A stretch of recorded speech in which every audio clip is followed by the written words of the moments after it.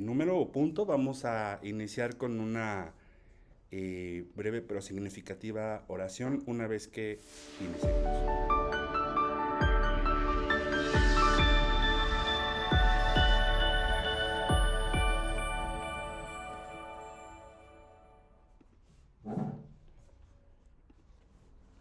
Dios les bendice, amados hermanos. En esta hora iniciamos nuestro servicio dominical en esta mañana. Mi nombre es Hugo García Moctezuma y es un verdadero gusto poder servirles en esta hora y sobre todo a nuestro Dios Padre y Todopoderoso. Vamos a dar inicio con esta primer alabanza una vez que termine la oración. Posteriormente de la alabanza damos paso al servicio dominical. Oremos. Bendito Padre Celestial, en este momento, en esta mañana, Señor, te pedimos que sea a través de tu Espíritu Santo que podamos discernir el mensaje que vamos a escuchar en esta hora, Señor. Estamos totalmente esperanzados, Señor, a que tú pronto vengas por nosotros y en esta esperanza guardamos también la bienaventuranza de poder transformar nuestros cuerpos, así como tú presentaste tu cuerpo glorificado, Señor, y nos has prometido recibir exactamente las mismas capacidades. Por eso te pedimos, Señor, que podamos discernir el mensaje adecuadamente.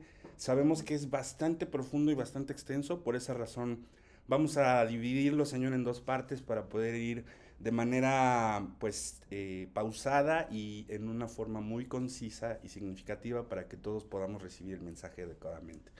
Gracias, Padre, porque todo lo que nos das en tu amor y misericordia es increíblemente bueno y que aún en medio de las dificultades podemos darte gracias. En el nombre de tu Hijo Jesús. Amén.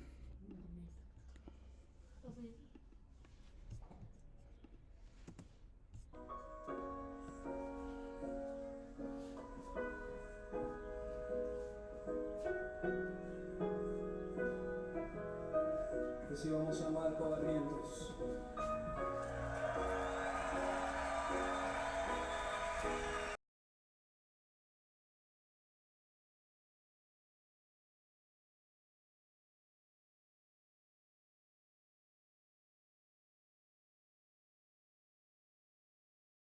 Salvación, gloria y majestad, quiero siempre contemplar. Tú eres mi adoración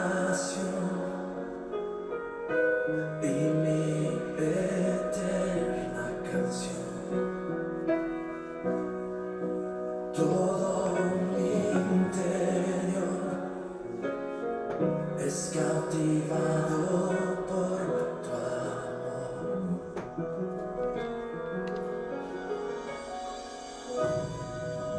Eres Dios eterno, solo tú eres bueno, Dios incomparable eres tú. Nunca me separaré de tu gran amor, eres mi Señor, mi Salvador.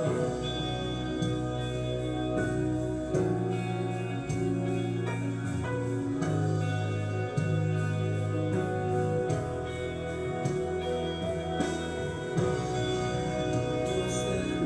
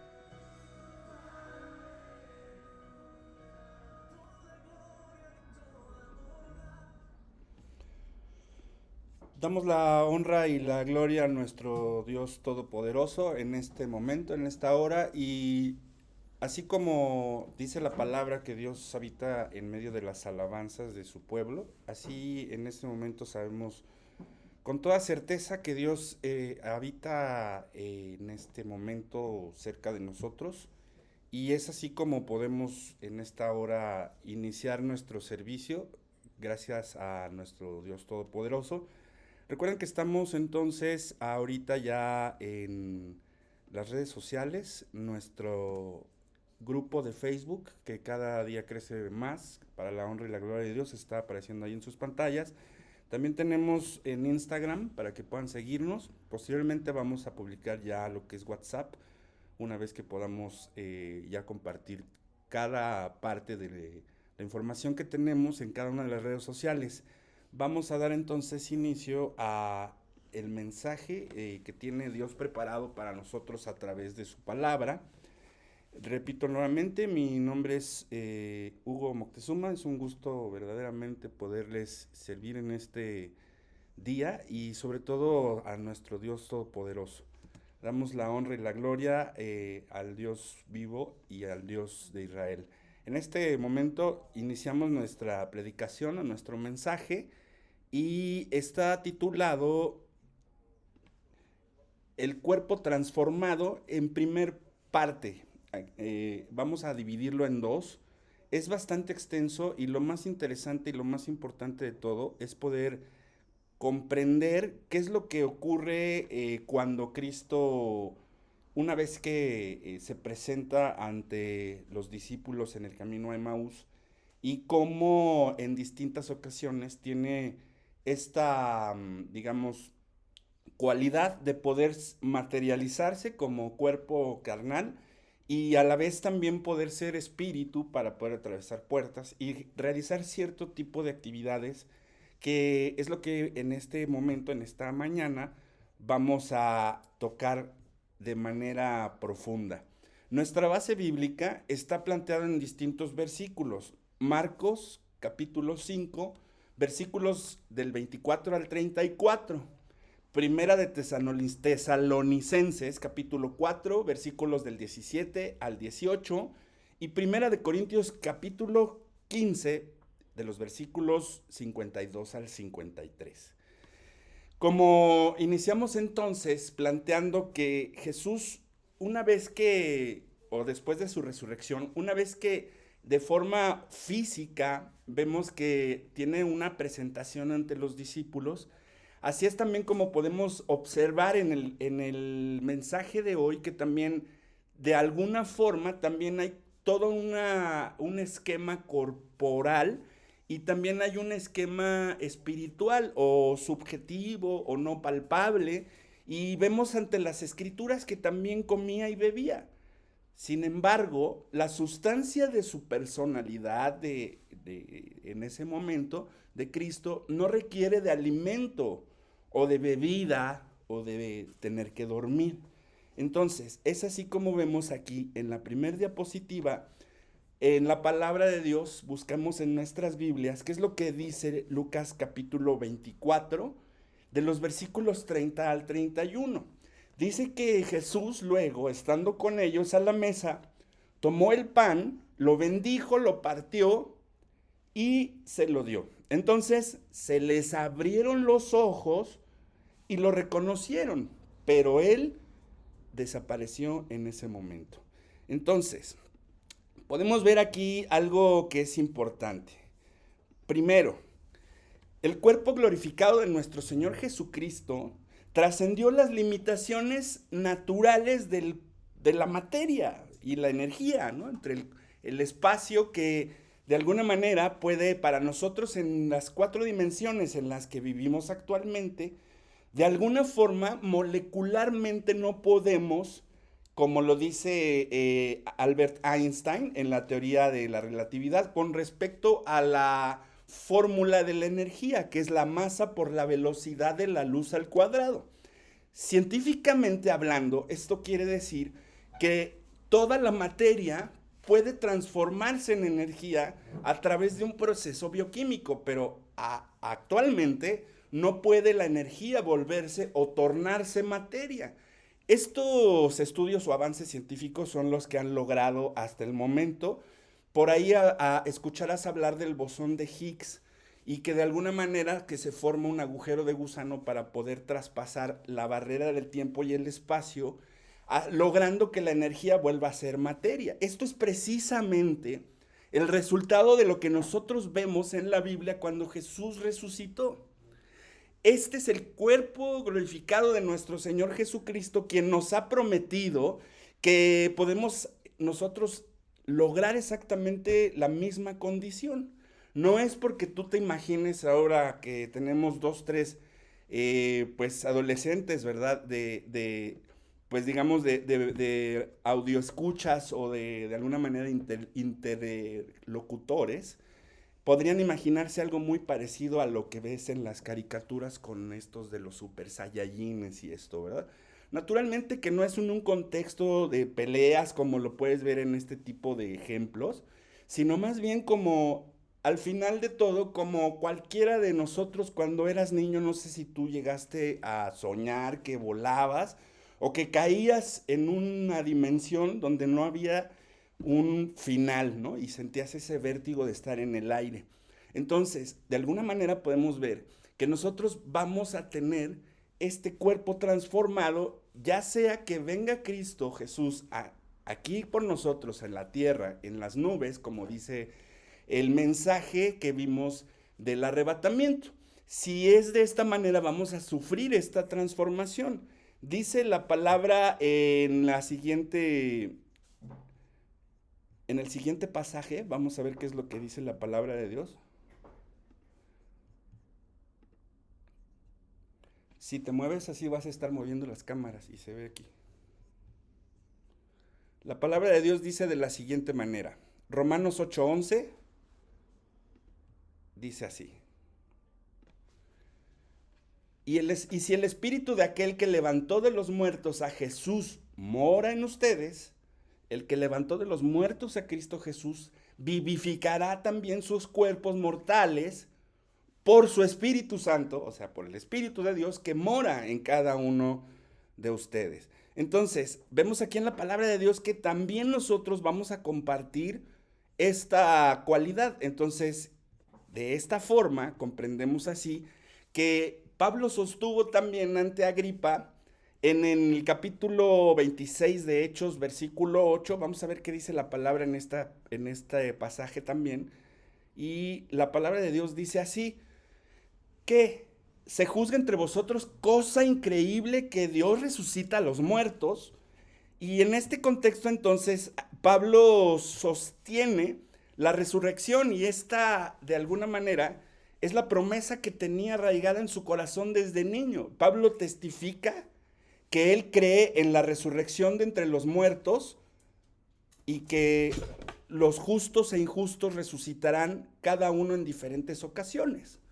Unos para recibir vida eterna y otros para ser condenados y perdidos de manera eterna también. La resurrección exige que el mismo cuerpo que murió, sea el mismo cuerpo que va a resucitar. Si no es el cuerpo físico el que se restaura, entonces la resurrección espiritual no es válida, si fue el cuerpo físico el que murió. Además, la tumba vacía de nuestro Señor Jesucristo nos sugiere que su cuerpo físico resucitó y no se transformó en un cuerpo puramente espiritual. Por eso desapareció en su momento y la tumba quedó vacía. El término resucitar implica la regeneración de algo que existió previamente y Pablo enfatiza en 1 Corintios capítulo 15, versículo 53. La palabra de Dios dice así, porque es necesario que esto corruptible, este cuerpo de sangre y carne, se vista de incorrupción. Y esto mortal que tú ves ahora, se vista de inmortalidad. Entonces, ciertamente vamos a lograr la inmortalidad una vez que Cristo nos transforme cuando sucede el arrebatamiento.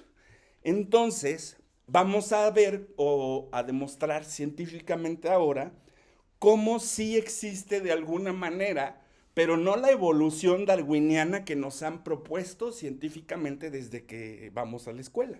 Sí existe una evolución y meramente de forma en un contexto espiritual, pero también tendremos esa transformación física que podremos empezar a mencionar como una especie de metamorfosis. El cuerpo glorificado, o sea, la gloria de Dios vestirá nuestro cuerpo mortal, haciéndolo inmortal. En otras palabras, Pablo se refiere al cuerpo físico que todos tenemos, esta carne, este cuerpo que es depositado en el polvo de la tierra. Y este mismo será levantado, será la gloria del poder de Dios quien revestirá este cuerpo mortal, haciéndolo inmortal, es decir, para que no muera más el cuerpo. Entonces, esto es lo que se entiende por cuerpo glorificado y de alguna manera no es tan apropiado a mencionar este contexto de cuerpo glorificado, porque recuerda que Cristo dice a una de las discípulas que no lo debe tocar porque no ha subido al Padre. Entonces, esta es la razón del por qué, de alguna manera, esta transformación que nuestro cuerpo va a adquirir una vez que Cristo venga por nosotros y existan las resurrecciones, porque son distintas también las resurrecciones y lo hemos tocado en distintos mensajes. Vemos entonces que en 1 Corintios capítulo 15, versículo 43, habla acerca el apóstol Pablo de la condición del cuerpo. Vamos a ver qué es lo que dice. Que se siembra en deshonra, pero se resucitará en gloria. Se siembra en debilidad y se resucitará en poder. Esto quiere decir que Dios de alguna manera ha sembrado su evangelio y su palabra en cada uno de nosotros que, pues seamos honestos y muy objetivos con respecto a la palabra. Dice que no hay justo ni aun uno. Quiere decir que no podemos lograr nosotros una propia justicia. Entonces tenemos una gran deshonra por causa del pecado, pero la palabra cuando se siembra en nuestra vida, en esa vida deshonrosa, y recibimos a Cristo como nuestro Señor y Salvador, entonces pasamos al siguiente párrafo donde dice resucitará en gloria. Quiere decir que por la salvación que Cristo nos ha dado, podemos entonces resucitar en este cuerpo débil que va a resucitar con ese poder y esa transformación de la que estamos tocando en esta hora, en esta mañana. Entonces vamos a ver qué es lo que dice también en Colosenses capítulo 3, versículo 4, que cuando Cristo, vuestra vida, se manifieste, entonces ustedes también seréis manifestados con Él en gloria.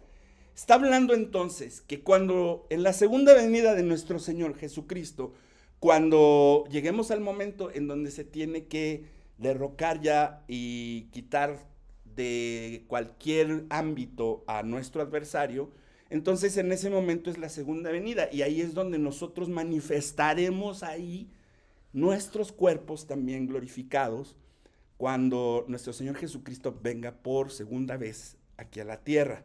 Quiere decir entonces, amados hermanos y amadas hermanas, que Pablo afirma que Dios transformará nuestro cuerpo humilde para que sea semejante al cuerpo glorioso de Jesús. Y esto lo dice Filipenses capítulo 3, versículo 21, el cual transformará el cuerpo de la humillación nuestra para que sea semejante al cuerpo de la gloria suya, por el poder con el cual puede también sujetar a sí mismo todas las cosas.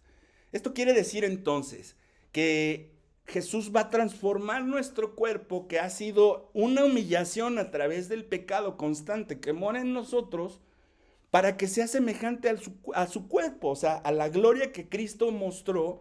Y vamos a ver que de alguna forma también nuestro Señor Jesús, antes de ascender al cielo, también muestra esta transfiguración y esta manera glorificada de lo que Él es, porque recuerda que Jesús fue al 100% hombre y también fue 100% Dios aquí en la tierra. Quiere decir entonces que al hacerse hombre, tenía que llevarse a cabo esta palabra que explica que debía ser sumo sacerdote también para poder intermediar ante el Padre por nuestros pecados.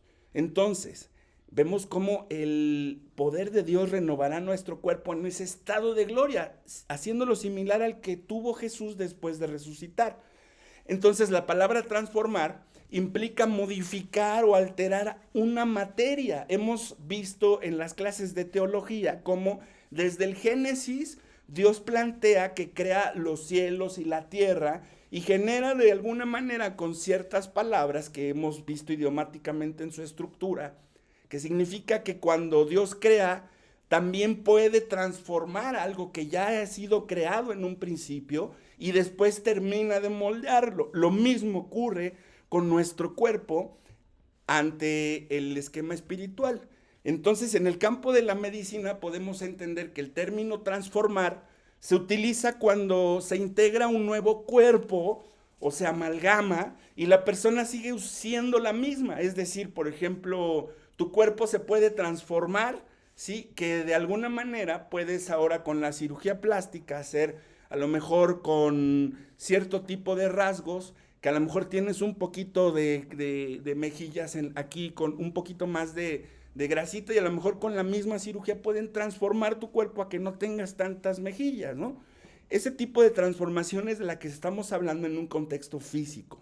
No quiere decir que Dios te va a transformar y vas a ser mucho más guapo o más fea, ¿no? Quiere decir que Dios va a transformar tu cuerpo para que tú no tengas necesidad de comida y de bebida y para que tú mantengas el tipo de eternidad que es la que Dios ha prometido. Él nos va a devolver la posibilidad de poder estar alimentándonos del árbol de la vida. Entonces, regresando a la parte de la transformación, la cual proviene del latín en la palabra metamorfosis. Este término es utilizado, por ejemplo, cuando pensamos en una mariposa. Sabemos muy bien que antes de una mariposa hacer lo que hemos visto volando, es una oruga que pasa de un estado a través de esta metamorfosis a otro. Entonces, su materia es transformada y trasladado o transferido de una estructura en ADN a una totalmente diferente, por decirlo de esta manera.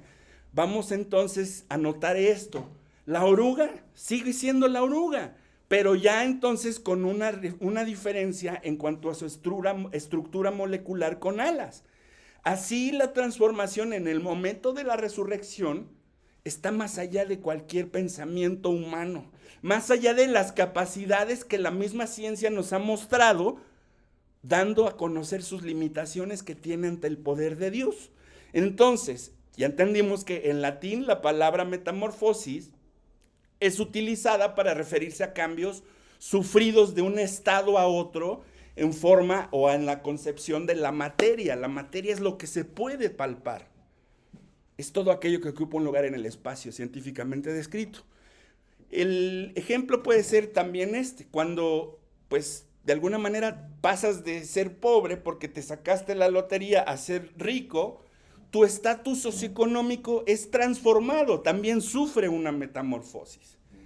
Por ejemplo, en este momento a lo mejor en alguna parte del mundo hay un cielo totalmente oscuro porque es de noche y seguramente conforme pasa el tiempo será un día soleado. Hay una metamorfosis, hay un cambio.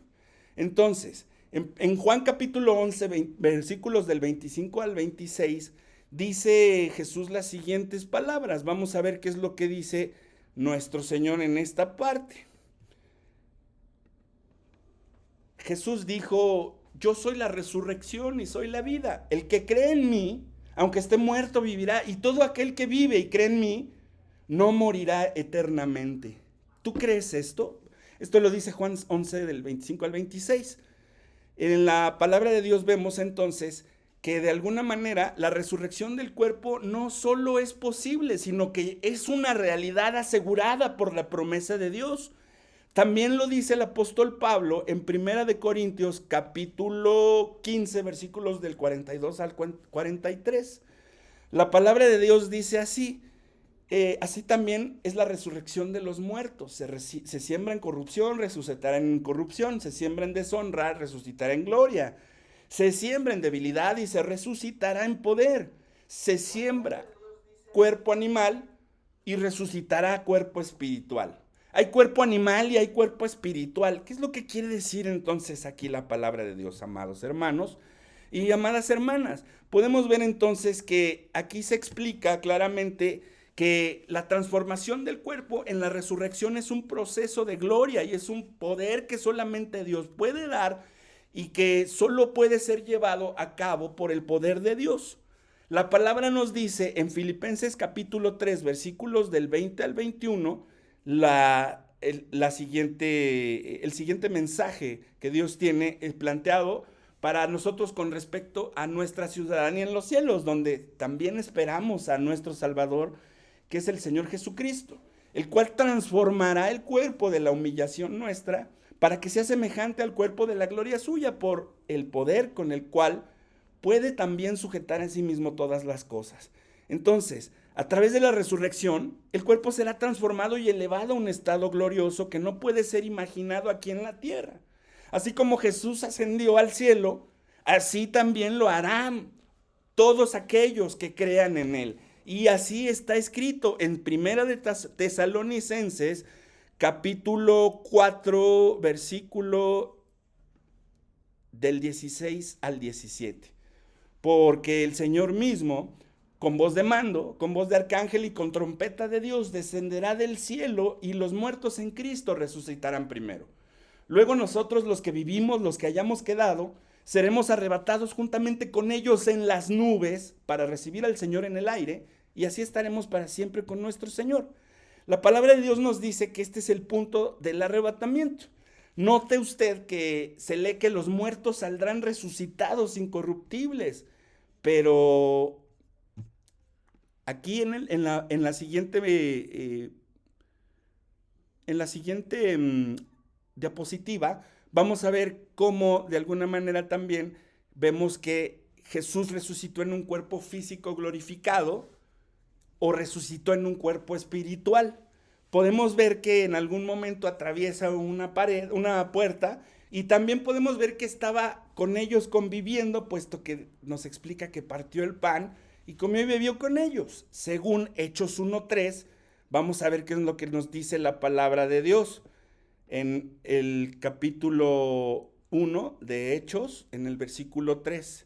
Y la palabra de Dios dice así: a quienes también después de haber padecido, se presentó vivo con muchas pruebas indubitables, o sea, negables, y apareciéndoseles durante 40 días y hablándoles acerca del reino de Dios. Quiere decir que nuestro Señor Jesucristo estuvo entonces un periodo de tiempo con los hermanos conviviendo, ¿sí? Y en 40 días, las Escrituras nos recuerdan que más de 500 hermanos le vieron resucitado.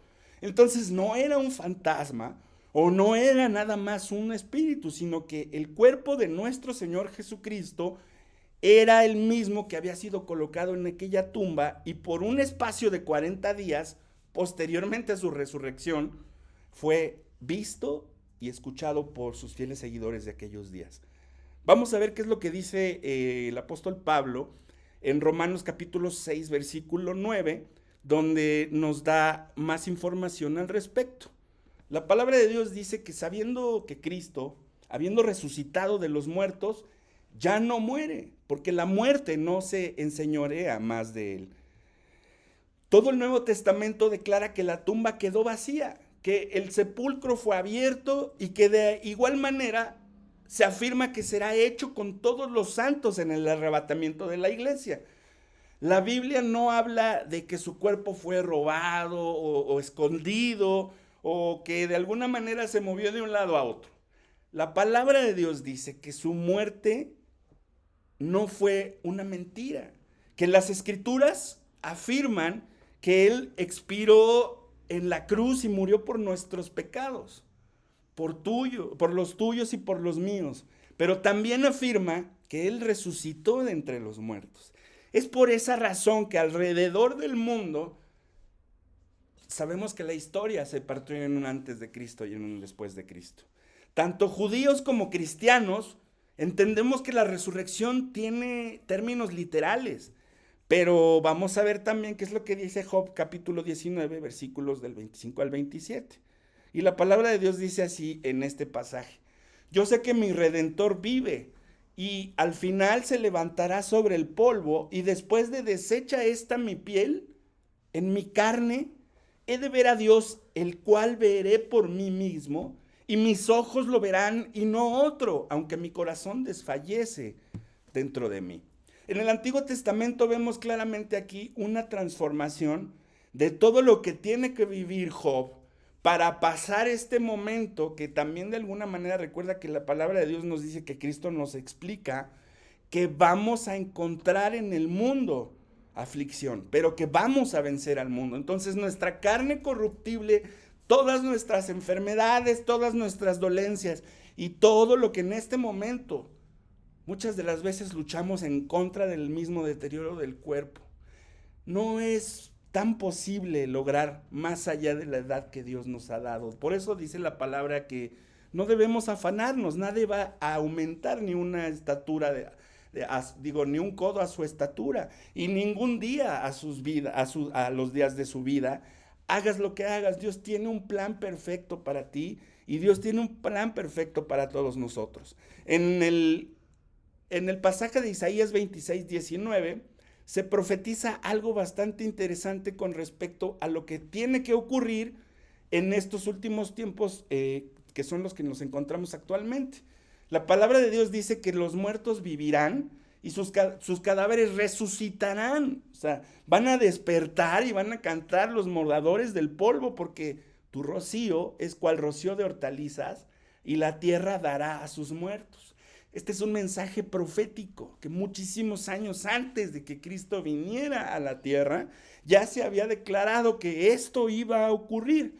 Entonces, no es que la doctrina del arrebatamiento exista desde el Antiguo Testamento, pero como establecimos en el mensaje dominical del domingo anterior, hablamos de que hay prototipos y hay ejemplos de cómo va a suceder el arrebatamiento con distintos personajes de la Biblia. Si quieres ver el mensaje completo, tenemos por ahí el enlace a YouTube para que lo puedas ver. En Facebook tuvimos ciertos problemas técnicos el domingo pasado y fue un poco complicado retomar la transmisión, pero lo tenemos guardado y puedes solicitarlo.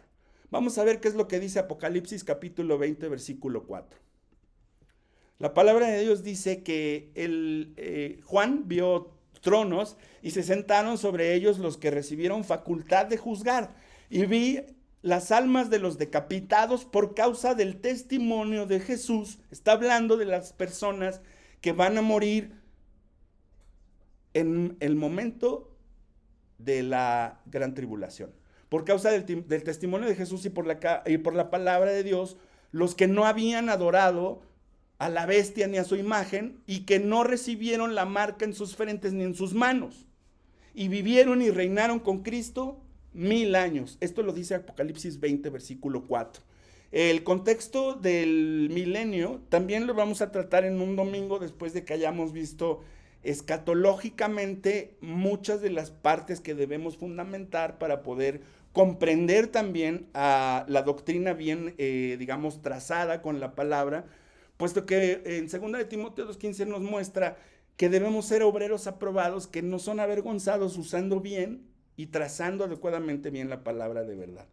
Entonces hemos visto en este contexto cómo el apóstol Pablo también muestra esta doctrina y sostiene también ante Félix diciendo lo siguiente. Hechos capítulo 24, versículos del 14 al 15. Pero esto te confieso, que según el camino que ellos llaman herejía, así sirvo al Dios de mis padres, creyendo todas las cosas que en la ley y en los profetas están escritas, teniendo esperanza en Dios, la cual ellos también abrigan, de que ha de haber resurrección de los muertos, así de justos como también de injustos. Entonces vemos claramente cómo también de alguna forma entendamos algo importante. El esquema de la resurrección y todo lo que el apóstol Pablo establece con las doctrinas que va ensamblando conforme va avanzando en su trayectoria de vida, o lo que él llama la carrera de la fe, para muchos de los contextuales compañeros judíos, pues digamos paisanos o conocidos, de todas formas, ellos siempre tendrían la manera de buscar el contexto de lo que es la ley, que hemos hablado también en teología, como el contexto judaico de las leyes, que son más de 600, siempre buscaban la manera entonces, aún de haber recibido a Cristo. Por eso también existen los grupos estos de los llamados mesiánicos, que supuestamente siendo judíos han recibido, y digo supuestamente porque muchas veces no tienen la descendencia judía. Recuerda que para ser visto como judío, tienes que ser hijo de una judía, una mujer judía.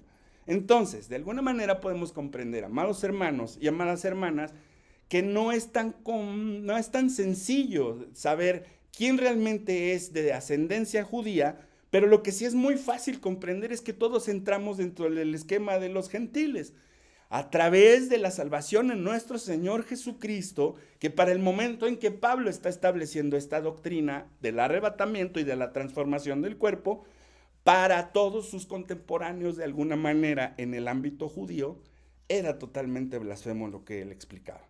Entonces vamos a ver qué es lo que dice la siguiente diapositiva con respecto a Mateo capítulo 22, de los versículos 29 al 33. Jesús les dijo a los saduceos que ellos no entendían las escrituras y que al negar la resurrección estaban negando el poder de Dios. Así que deja entrever claramente la resurrección como un evento próximo a suceder y que será literalmente visto en toda la tierra. Jesús da respuesta tirando por el suelo la tesis sustentada por estos religiosos fanáticos y luego afirma que Dios no es un Dios de muertos, sino es un Dios de vivos, como lo dice la palabra de Dios. Entonces, amados hermanos y amadas hermanas, claramente estamos nosotros esperando a nuestro Dios todopoderoso, que a través de nuestro Señor Jesucristo, esa maravillosa promesa, y esta la podemos ver en la siguiente diapositiva, y este pasaje está descrito en Mateo capítulo 22, aquí está, ahora sí, versículos del 29 al 33. La palabra de Dios dice: entonces respondiendo Jesús les dijo: erráis ignorando las escrituras y el poder de Dios, porque en la resurrección ni se casarán, ni se darán en casamiento, sino serán como los ángeles de Dios en el cielo. Note usted bien, en el cielo.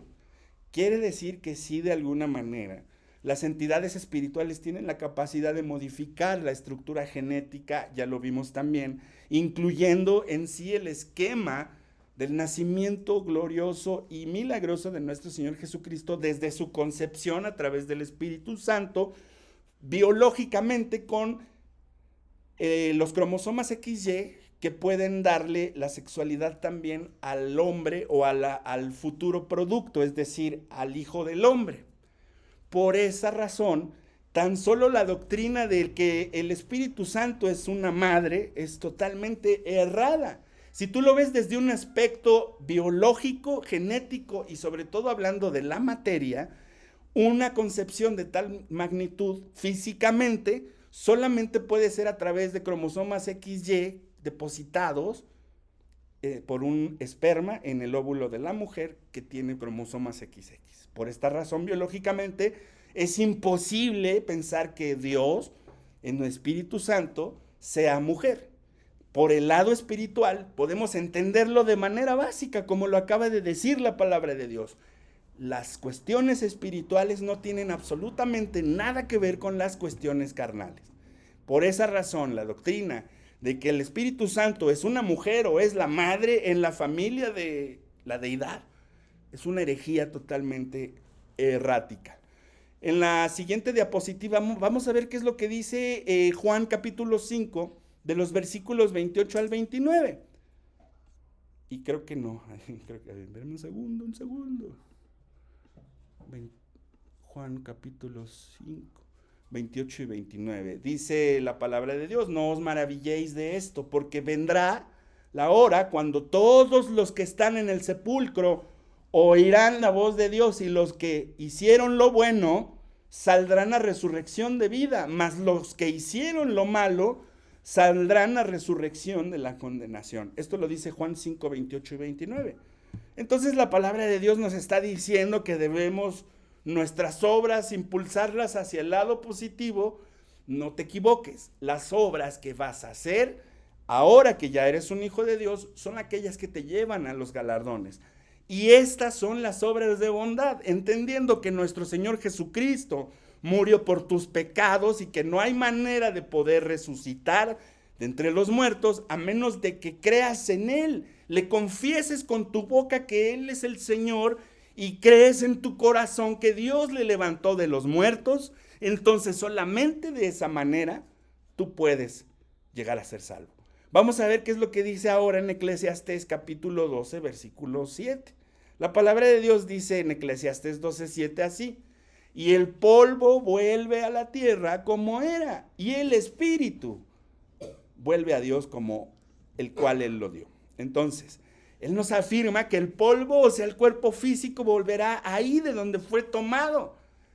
Y el Espíritu de Dios volverá ahí porque Dios sopló su aliento de vida, ¿sí? Acuérdate, su ruaj, el Espíritu, sobre el hombre. Entonces, en otras palabras, claramente, el ruaj es en hebreo lo que significa espíritu. Y el ruaj HaKodesh, o ruaj HaKodesh, es el Espíritu Santo, descrito de manera literal en lenguaje hebraico. Vamos a ver qué es lo que dice Daniel capítulo 12, versículo 2. La palabra de Dios aquí en este pasaje dice así, Daniel 12, 2. Y muchos de los que duermen en el polvo de la tierra serán despertados. Por eso es la palabra que conceptualiza en Apocalipsis aquellos que durmieron en él. Y luego, posteriormente, unos para vida eterna y otros para vergüenza y confusión eterna. La palabra de Dios nos muestra entonces qué es lo que va a ocurrir una vez que nosotros seamos transformados para poder tener este cuerpo glorioso como el de nuestro Señor Jesucristo. En 1 de Tesalonicenses 4, capítulo 14, Pablo insiste que Cristo murió y resucitó. Vamos a ver qué es lo que dice en el versículo 14 del capítulo 4 de 1 de Tesalonicenses. Nos muestra que si creemos que Jesús murió y resucitó, así también traerá Dios con Jesús a los que durmieron en él. Entonces, de todas maneras podemos confirmar en Tesalonicenses también esta parte de lo que estamos contextualizando en esta hora. ¿Qué significa entonces cuando dice la palabra de Dios que es la muerte sorbida, es la muerte en victoria? Vamos a ver qué es lo que dice 1 Corintios 15 del 54 al 55. Y la palabra de Dios dice así: cuando esto corruptible se haya vestido de incorrupción y esto mortal se haya vestido de inmortalidad, entonces se cumplirá la palabra que está escrita: sorbida es la muerte en victoria. ¿Dónde está, oh muerte, tu aguijón? ¿Y dónde, oh sepulcro, tu victoria? Esta específicamente la palabra de Dios es un punto esquemáticamente hablando donde la resurrección de entre los muertos, que es aquello que nuestro Señor Jesucristo nos ha prometido que nosotros podemos obtener. Y el apóstol Pablo aquí utiliza la expresión sorbida es la muerte en victoria. El diccionario define esta palabra sorbida como atraer o retener un cuerpo. Absorber es la capacidad que tiene un cuerpo sólido para atraer a sí mismo a un cuerpo que está en estado líquido. Ejemplo, el pan, cuando tú los metes en la leche, absorbe el líquido que se encuentra o la leche que te serviste ahí en tu vaso. Este término también, sorber, es utilizado cuando se bebe aspirando con la boca a través de un tubo, de manera hueca, como cuando vas a echarle gasolina a tu auto porque no le echaste suficiente y te quedaste a medio camino. Así de alguna forma entonces podemos comprender, amados hermanos y amadas hermanas, que según el contexto que podemos encontrar en la Escritura, existen tres tipos de muerte. La primera muerte de manera física, que es cuando el hombre muere completamente en todos los sentidos. Es cuando tu cerebro deja de recibir oxígeno por más de 3 o 5 minutos. Tu corazón ya dejó de latir y de alguna manera tu organismo ya presenta o no presenta signos de vida. Asistólicamente hablando, pues es cuando ya la rayita queda totalmente en línea. De manera espiritual, hemos nacido nosotros conscientemente al pecado, muertos en espíritu. Quiere decir que estamos lejos de la presencia de Dios, y aquellos que practican el pecado entonces también están muertos de manera espiritual. Para poder comprender la muerte o la tercera muerte de manera eterna, es cuando tu cuerpo muere, tú eres llevado a la presencia de Dios y entonces eres juzgado por haber recibido o haber rechazado a nuestro Señor Jesucristo. Una vez entonces que tú mueres, vas a ser posteriormente juzgado en el gran juicio del trono blanco de acuerdo a cada una de tus obras. Así como también nosotros como hijos de Dios seremos de alguna manera coronados de acuerdo a nuestras buenas obras después de servir a nuestro Señor Jesucristo aquí en la tierra. Entonces el cuerpo de nuestro Señor Jesús experimenta la muerte física, pero como Él estaba sin pecado, Él no experimentó la muerte espiritual como todos nosotros. En otras palabras, si Cristo resucitó en cuerpo espiritual, también tendría que haber muerto espiritualmente como todos los demás hombres, porque solo era de esta manera donde la muerte sería absorbida espiritualmente. Las escrituras hablan de su muerte física y es por eso que se levantó con el mismo cuerpo, absorbiendo de esta manera a la muerte y alcanzando la victoria sobre ella. Vamos a ver qué dice Juan 2 del 19 al 21.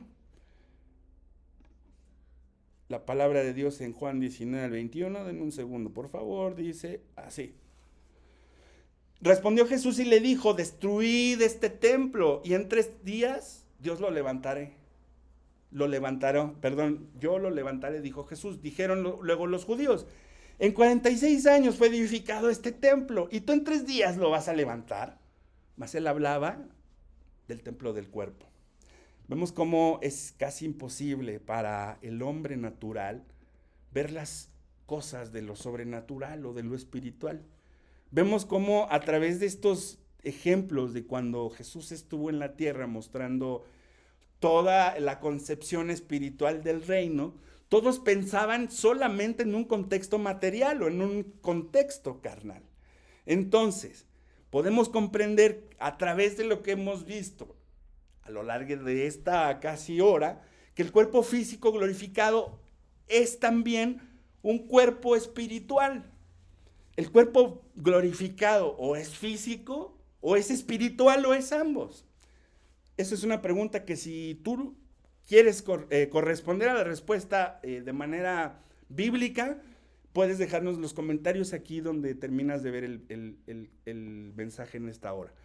Entonces vamos a ver ahora lo que dice Hechos 13 del 34 al 37 para entender si es algo físico, espiritual o ambas cosas. La palabra de Dios dice en Hechos 13 del 34 al 37,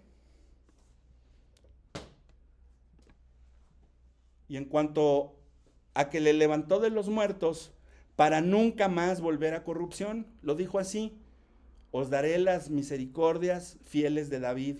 Por eso dice también en otro salmo, no permitirás que tu santo vea corrupción, porque a la verdad David, habiendo servido a su propia generación según la voluntad de Dios, durmió y fue reunido con sus padres y vio corrupción, mas aquel a quien Dios levantó, o sea Jesús, no vio corrupción. Entonces, la palabra de Dios nos muestra y nos da claramente a entender que el cuerpo no vio corrupción y se menciona al cuerpo que se levantó y que no fue dejado como tantos cuerpos para llegar a ser polvo y parte de la tierra. Por esa razón es el primogénito de que resucitó entre los muertos. Hechos capítulo 1, versículos del 9 al 11 nos dice lo siguiente. Y habiendo dicho estas cosas, viéndolo ellos, fue alzado y lo recibió una nube que le ocultó de sus ojos, y estando ellos con los ojos puestos en el cielo, entre tanto que él se iba, he aquí se pusieron junto a ellos 2 varones con vestiduras blancas, los cuales también le dijeron a los varones galileos, ¿por qué estáis mirando al cielo? Este mismo Jesús que ha sido tomado de entre ustedes al cielo, así vendrá como lo habéis visto ir al cielo, con la misma gloria. Aleluya. Vemos entonces, a través de este mensaje, que los dos ángeles aparecieron diciéndoles que de la misma manera que lo vimos ir, Él vendrá y será visto en los aires durante el arrebatamiento de la iglesia. Durante el arrebatamiento lo verá la iglesia cuando seamos transformados también. Por eso, en la segunda venida lo verá el mundo entero. Vamos a ver qué es lo que dice Apocalipsis capítulo 1, versículo 7. Y la palabra de Dios dice en este pasaje: he aquí que viene con las nubes y todo ojo lo verá, y los que le traspasaron y todos los linajes de la tierra harán lamentación por él. Amén. La palabra nos muestra también en Zacarías capítulo 13, versículo 6, que el profeta dijo lo siguiente en cuanto a Israel, y que Israel sería reunido en el día del juicio de las naciones. Vamos a ver qué es lo que dice la palabra en ese pasaje. Zacarías 13:6, y le preguntarán: ¿qué heridas son estas en tus manos? Y él les responderá: con ellas fui herido en casa de mis amigos, o sea, en Israel. Vamos a ver entonces ahora en Lucas capítulo 24, versículo 39, cómo el misterio se desata y la revelación desciende hasta nuestros días, puesto que todavía hay creyentes que dudan de una resurrección corporal. ¿Qué es lo que dice la palabra aquí en el siguiente pasaje? Isaías 52:6 dice así. Ven un segundo. Por favor, creo que estoy equivocando. Un segundito, por favor. Zacarías, Isaías, Lucas 24:39. Muy bien. Es lo siguiente: mirad mis manos y mirad mis pies, que yo mismo soy, palpad y ved, porque un espíritu no tiene carne ni hueso, como veis que yo los tengo. Esto quiere decir entonces que la, digamos, concepción corpórea que ven los discípulos en ese momento, para ellos, como un espíritu, porque está atravesando la puerta, y de alguna manera pues tiene la confirmación de nuestro Señor, que también puede ser palpable, ¿sí? Pero cuando Jesús se presenta a los discípulos en una de estas ocasiones y dice, así como lo hemos leído: miren mis pies, miren, yo soy, que un espíritu no tiene carne ni tiene huesos como ven.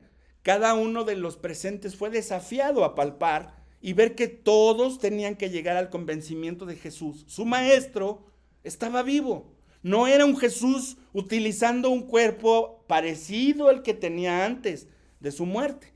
Sí, de alguna manera espiritualmente se les ha descubierto los ojos, cuando ya leímos en el pasaje anterior, antes de que ellos vieran que era él realmente, para poder comprender lo espiritual de lo carnal. Así entonces, él prueba a través de esto que el cuerpo puede modificar también, cuando Jesús nos transforme en el arrebatamiento, la estructura de su materia y de su masa. Vemos entonces en esta parte que él declara que un cuerpo espiritual materializado para el momento, les dice: yo mismo soy, no es un espectro, ningún fantasma es tampoco. Hebreos capítulo 7, versículo 25, nos va a decir también algo muy importante al respecto. Por lo cual puede también salvar perpetuamente a los que por él se acercan a Dios, viviendo siempre para interceder por ellos. Como podemos darnos cuenta, amados hermanos y amadas hermanas, en este contexto de poder transformar nuestros cuerpos mediante la redención que nuestro Señor Jesucristo nos ha dado, primeramente de ser muertos espiritualmente a tener vida, y en segundo punto, cuando Jesús venga por nosotros en las nubes, vamos a ser transformados en un cuerpo idénticamente al que Jesús ha mostrado que tuvo cuando resucitó. Muchas de las preguntas que podemos tener alrededor de estas pueden ser contestadas a través de la palabra y su correcta interpretación. Una de ellas, por ejemplo, es entender más o menos científicamente. Se ha dispuesto que a partir de los 30 años el ser humano comienza realmente ya la descomposición o la vejez. Se empieza a descomponer el cuerpo a partir de los 30 años. Quiere decir entonces que nuestro Señor Jesucristo, al morir a la edad de 33 años, su cuerpo todavía estaba en ese proceso donde no entraba a la vejez. Y probablemente nosotros, ¿sí? Esto es una concepción muy probable, no quiere decir que yo te esté diciendo que así va a ser, pero es probable que nuestro cuerpo, como lo encontramos alrededor de 30 años, con menos enfermedades y con todas estas condiciones carnalmente hablando, podemos de alguna manera pensar que regresaremos a ese estado físico en el concepto de la materia o de cómo podemos visualizarnos.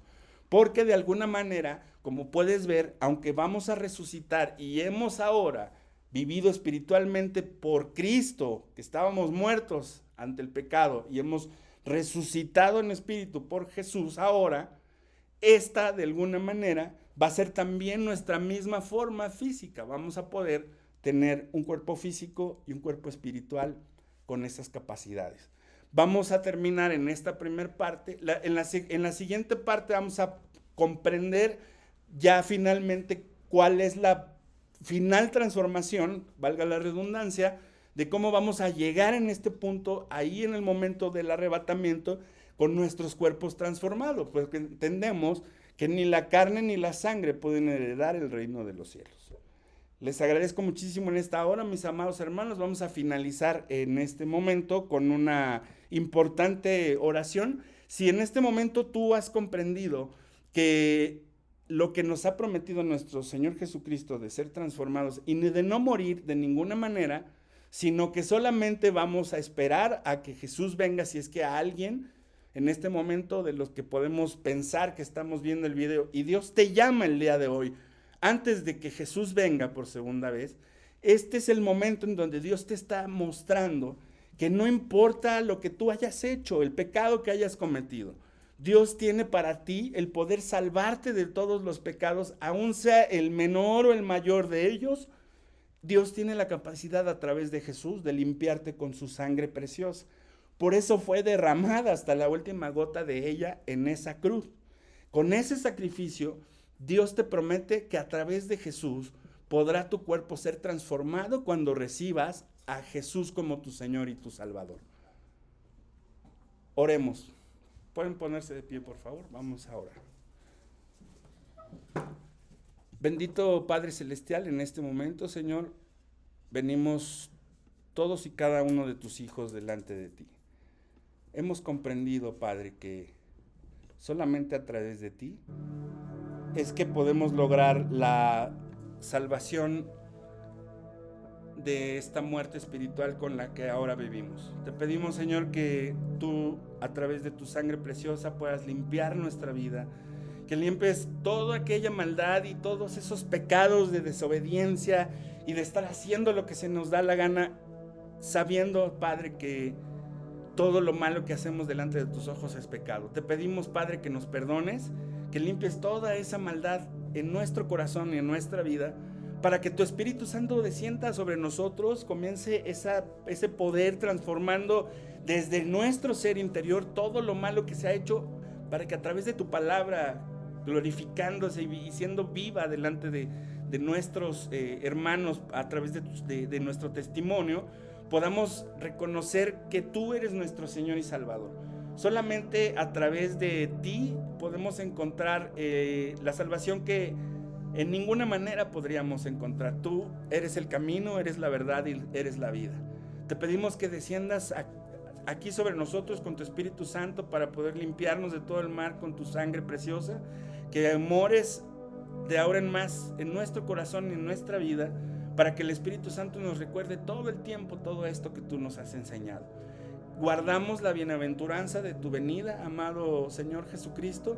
Sabemos que aun cuando perseguimos la salud y perseguimos el dinero y perseguimos mil cosas, se nos olvida, Señor, que solamente en ti y encontrando tu reino podemos tener lo suficiente. Te pedimos perdón, Señor, si se nos olvida muchas de las veces darte la prioridad a ti en todo lo que hacemos, pero naturalmente, Señor, que nos damos cuenta que hemos hecho mal hasta este punto.